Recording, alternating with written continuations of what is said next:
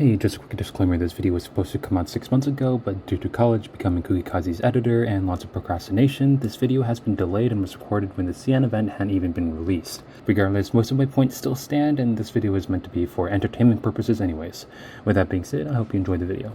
Hello everyone, my name is Eltic, and I am a content creator for Arknights. After seeing the Arknights 6th anniversary livestream, which I will talk about in a bit, I just got a lot more motivated and wanted to give this content creation thing another shot. This is my first time trying to do something with a face cam and all, and while I'm not saying that not using a face cam is bad, I just like the idea of it and decided to try it out just because it seemed interesting. Anyways, why am I making this video? Because we freaking won, boys. The 6th anniversary stream was so freaking hype. If you don't know, I'm a Lateranoknights player. Before the leaks were even released, I absolutely loved the Laterano operators. Virtuoso is one of my favorite operators of all time, so naturally I have her M9 and nearly P6. I'm still waiting for the red search shop to rotate the royal token so I can get her P6. And also have every single Lateranoknights operator pretty much leveled and maxed out. However, with that being said, you can probably tell I'm a little new to the game, so I don't have everyone in the Lateranoknights squad P6. I also don't have everyone's modules since I'm still reading through the side stories and can't do some of the module missions. But everyone at least has most, if not all, of their skills respectfully mastered. So anyways, if you already couldn't tell, this anniversary is literally peak. Us Lateranoknights players freaking won, and we won big. When the leaks were dropped, I literally jumped out of my chair like Rory did when Crown Slayer was announced. So when the anniversary stream started, bro, I was literally about to stay up till 5 a.m. But nah, I'm unfortunately weaker than Crown Slayer when a skill 3 is activated, so I kind of folded hard. But regardless, I still was able to watch the live stream back, and it was awesome. So I just wanted to quickly talk about each of the new operators and how they are relevant to the Lateranoknights niche, and also why I'm excited for them. However, keep in mind that this is just stuff from the live stream and the preview. I'm not going off the actual released operator kits, so take things with a grain of salt. This is just my personal opinion and also my impressions of what it seems like the operators are going to do for the niche itself. So first, let's start with the big one. Sancta Mika Sporadic. I have no idea how to pronounce his name. This is the welfare unit for the event, and he is a sentry defender, meaning that he can shoot aerial enemies from below and also reveal invisible enemies with his module. This guy is literally huge. Like, no, seriously, actually huge for the niche. One of the biggest issues Lateranoknights has is a lack of ground units. Currently, we only have 4 ground units: Plume, Executor Alter, Arene, and Enforcer. Executor Alter is of course the GOAT in this niche, to no one's surprise, and Enforcer, by nature of his archetype being 2-block and also being a little tanky, is also great. However, the rest of the units, Plume and Arene, aren't really able to pull their weight. Plume is a 3-star, meaning that she literally dies to the wind, and Arene, while great when his skill is up, does barely any damage off skill, and by nature of being a 4-star, also kinda dies to literally anything that touches him. Pause. Anyways, this lack of ground units is quite detrimental to the niche, as it means we lack any operators that can block or take aggro. I think wanting to have more ground units that can block is pretty self-explanatory. While we can just simply out DPS on any enemy that approaches the blue box, blocking relieves a lot of that stress, because how the heck is a Nacho supposed to kill a 7,000 defense enemy? If we simply had a unit to block, that would alleviate a lot of pressure and allow a Natural to prove that he's worthy of holding a gun rather than a crossbow. But anyways, the main issue actually isn't just wanting units that can block, it's also taking aggro. Because this niche is made up of so many ranged units, we need a way to take the aggro off of them and rather onto a ground unit that has higher stats. We already do that with Enforcer and Executor Alter, but when we're holding multiple lanes, that just isn't possible. Also, because Executor Alter is literally the most broken unit in the game and if somehow isn't meta, he is usually used for more taking out elites and taking out bosses, which means that he can't really take aggro off a ground unit because how are we supposed to do 2 things at once? One problem I commonly face when clearing a stage is that any ranged unit I place down literally dies to anything that lightly touches them. Pause again. Quite simply, especially in harder stages like this clear I did for GOEX7, with enemies that have such high attack stats facing operators that have literally no defensive capabilities whatsoever, the problem of having too many attacking units and not enough defensive units becomes quite apparent. That's why this operator, Sancta Mika from Genshin Impact, is honestly quite incredible. But with that out of the way, let's talk about the elephant in the room: his skills. With Sancta Melee String Theocracy Skill 1, the next attack becomes a 3-hit combo with each hit dealing physical damage equal to a certain percentage of his attack. Additionally, he replenishes 1 round of ammo for another Laterano operator around this unit who has an ammo-based skill. That is a lot of conditions. First off, the buffs are okay. Sancta, I have 2 guns and love shooting things, has high enough attack that the triple hit attack combo will deal enough damage to make a difference, but his other skills are probably just better if you want a DPS. Outside of the buffs, I think most people would think the skill is actually really good for Lateranoknights, but in reality, it just isn't super good. There's literally only 2 operators, and well, I guess soon to be 3 or 4 operators who have ammo-based skills. Insider, Executor Alter, Lemwin, and possibly Exia Alter. Buffing Executor Alter is pretty self-explanatory as he is the GOAT, but to be frank, he doesn't need more ammo. With so many Lateranoknights operators in the squad, he already has so much ammo that it just does not matter. There just simply isn't a common case where replenishing a single ammo for Executor Alter is incredibly necessary. As for Insider, he's great and would kind of benefit from the ammo replenish, but where he's good, Arkado is just simply better for that situation, just like how Arkado is just simply better than Exia. But if you do want to talk about Lemon and Exia Alter, since they would technically benefit from the ammo replenish, replenishing one single ammo just isn't going to benefit them enough. Sure, Lemon might be able to get another 12,800 damage shot, but then again, why not just simply manage your ammo better? My point is, replenishing one ammo is great. It's a quality of life, but it's just not good enough to justify using the skill over, for example, Sancta Mia Fiole's skill 2. Sancta Mia Fiole skill 2 increases the attack and defense. If fatal damage is received while the skill is active, several rounds of ammo are consumed to immediately resist damage. This skill is a game changer. Lateranoknights' main problem is its survivability. As I said before, pretty much everything that is ranged dies to the wind. Again, the problem is pretty much every single operator in this niche is ranged. So when you have a skill like this that allows you to literally have immortality, I think it's pretty self-explanatory why the skill is pretty broken. We don't know the SP cost or the SP cycles or the skill cycles for all we know, however, just even having the ability to resist fatal damage is huge. One of the biggest problems, at least with Executor Alter, who is pretty much the only operator who has self-sustain in the niche, is that he dies to most modern bosses. Or rather, to be more specific, any boss that deals high attack damage or sustained attack damage that just completely annihilates Executor Alter. This could be Patriot, Mudrock, Degenbreaker, Steam Knight, Cliff, or even any elite that can just one-shot or two-shot Executor. There's just too many problems with the lack of a dedicated sustainer. When we have operators like Virtuosa, Fiammetta, or Arketo who are trying to hold multiple lanes at once, some enemies will get by if they are not blocked. However, if Executor Alter, who is trying to block such enemies, just dies in 1 or 2 hits, then it becomes a problem. So with that being said, this is probably going to be the Sancta's main skill. I think even over skill 1 and skill 3, which I'll talk about in a second, this skill is just so good because it gives Lateranoknights an opportunity to have a defensive operator rather than an offensive operator. So finally, talking about Sancta Macaroni's third skill, when the skill is activated, he replenishes ammo for all Laterano operators and expands his range, giving himself a buff to his HP, attack, and defense. He will stop attacking and instead launch a counterattack to all enemies within his range when being attacked.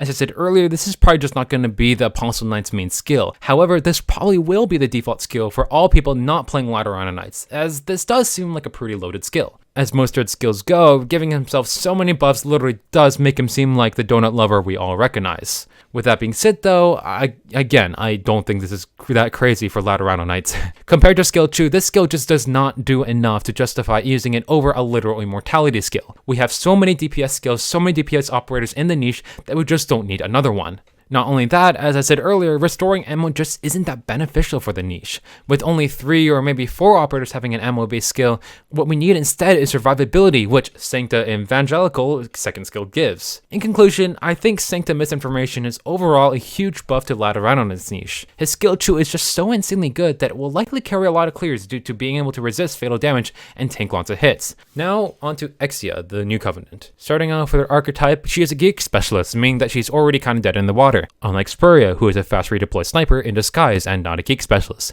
I'm not coping. However, at the time I'm recording this, some leaks already speculate that the geek archetype is actually going to get a buff that reduces the amount of HP consumed and also prevents them from dying to their own HP loss. So this actually means they aren't going to be super useless, but also unfortunately means that Ankh is now viable. I hate everything. With that being said though, Exia, who reads the Bible's first talent, allows her to recover HP whenever an ally's ammo is consumed, with a certain probability to summon a bomb on enemies within their range, dealing physical splash damage equal to a percentage of her attack. This already actually buffs Executor Alter and Insider by quite a bit, as Executor Alter can now DPS maybe a little bit harder with the help of Exu dealing even more AoE damage. And due to the nature of Insider's low SP costs and archetype, which has a fast attack speed, Insider might actually seriously become a core part of Lateranoknights. if the damage Exu deals is large enough and also the probability of proccing the bomb isn't too low. However, I could just be hard coping because I really want my boy Insider to get some more recognition. He's actually kind of low-key goated and kind of carried me in early game because since Lingering Echoes rerun was my first event. So please build Insider. He's not as bad as most people think. I'm not coping at all. Onto Exia, the ex-Voterer's second talent, when she is present, and I'm not sure whether this means on the field or just in the squad, the attack of all operators with ammo-based skills is increased, and for Laterano operators, their attack is additionally increased.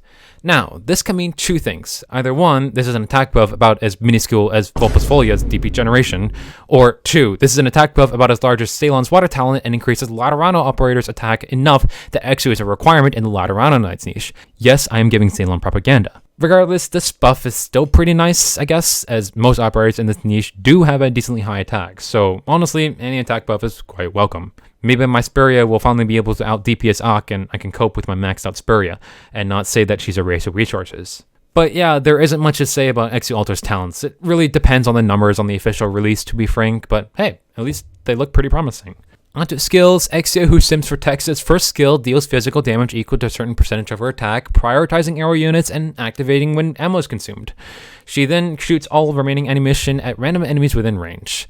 I know that sounds really confusing. The translation for this one's a bit iffy, so I honestly might have messed things up.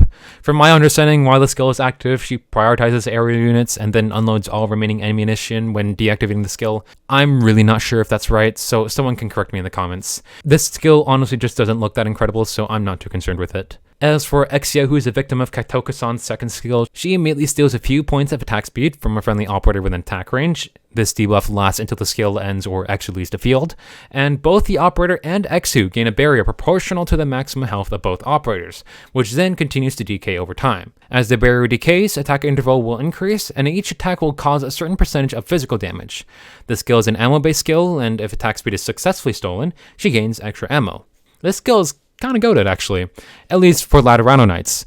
With no source of healing, no source of survivability, and operators who literally have less than 1,000 health, this skill is insane. It's a little unfortunate that the attack interval of the friendly operator will increase, but from what I can see, this skill doesn't last too long and that it really becomes detrimental. I could see this skill being used to temporarily give operators survivability if they are in the line of fire, to tank hits they normally wouldn't be able to, allowing for longer DPS cycles and less micromanagement required by the player. Hopefully at least this time Plume won't die to a freaking Chapter 7 dog. I'm sorry Plume, I had to do you dirty like that. Onto Exia, the shooting addiction's third skill. Upon deployment, she gains a summon called a delivery coordinate.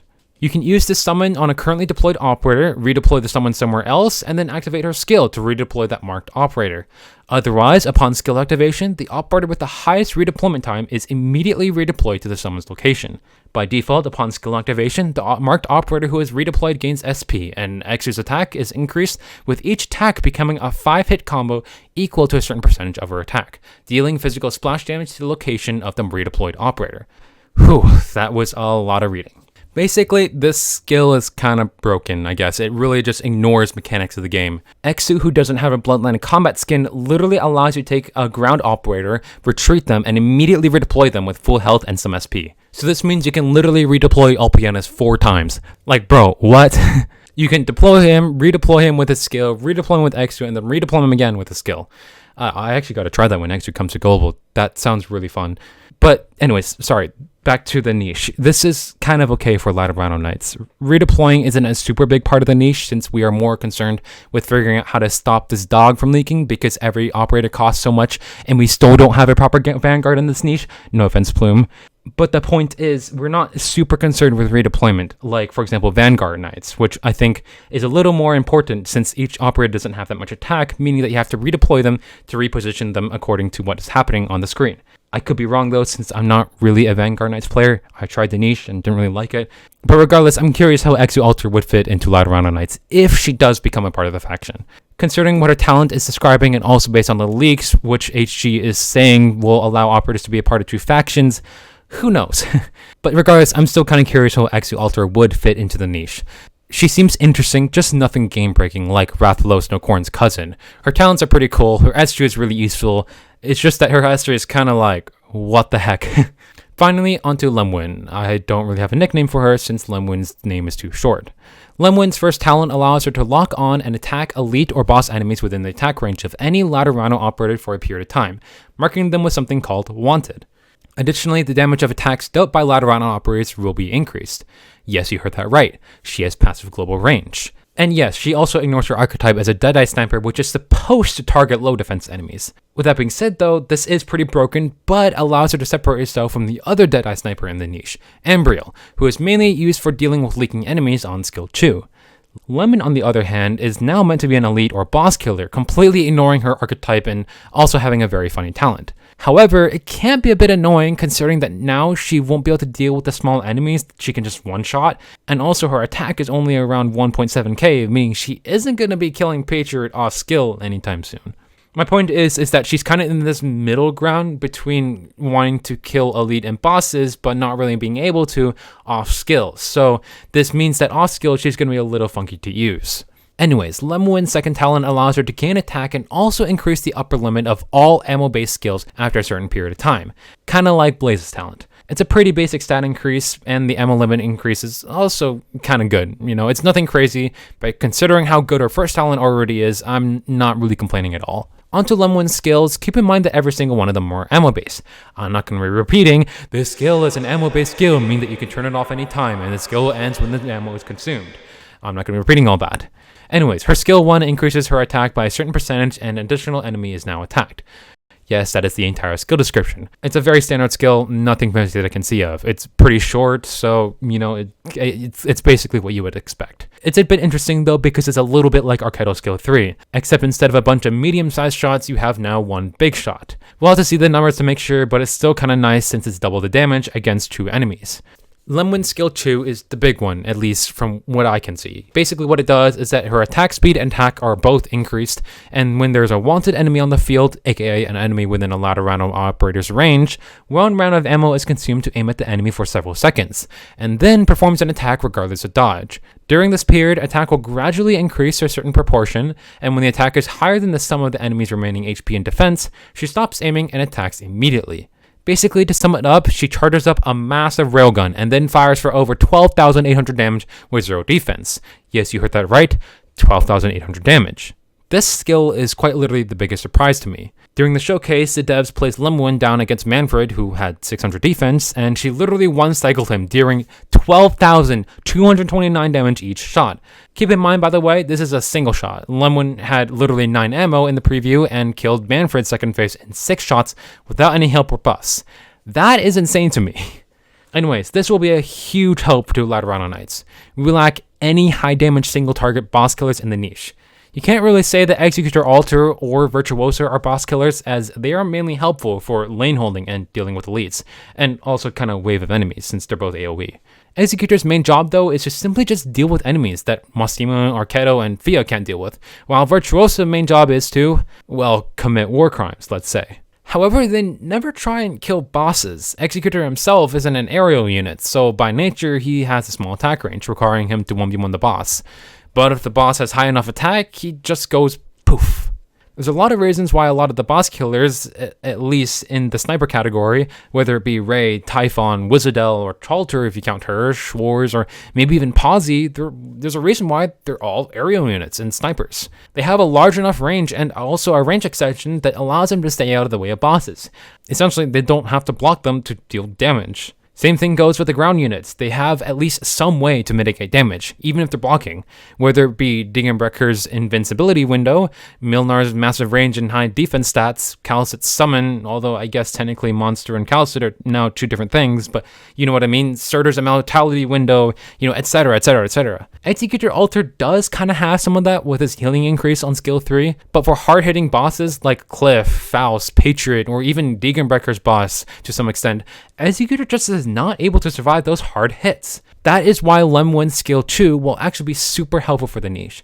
She is still able to stay out of range and DPS hard enough to kill bosses that Executor just can't, allowing Lateranoknights to possibly be able to clear almost any stage in the game that isn't freaking PR-A-1. Yes, this is a reminder that Lateranoknights is medicless. Have fun with that.